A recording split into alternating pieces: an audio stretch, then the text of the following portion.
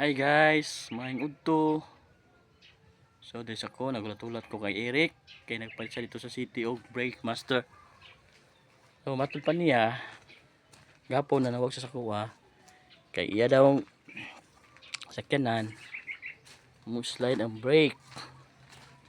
So iyan ni siyang nag DIY siya. Ari guys oh. Na.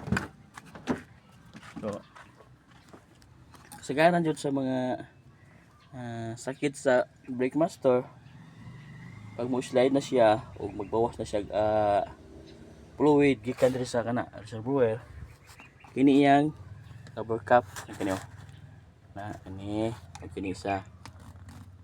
So nag-ilis na daw gapon siya ni. So mo lang daw gapon.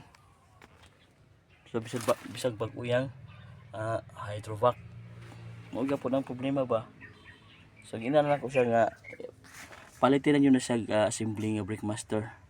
Kay ngano wata kabalo nga ang katong giagyan katong giananan niya guys. So kanang bitong giagyanan niya rubber cap na siya tama ba bisag dili mo makita ang kaning mo na siya kahit ay dito pero ang iyang kuan mo nawangwang na sa ilalom.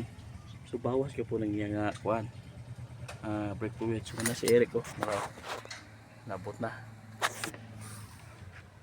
Asa ka kapalit bay? Oh, may kay Dura. Sige. Taon na mo guys.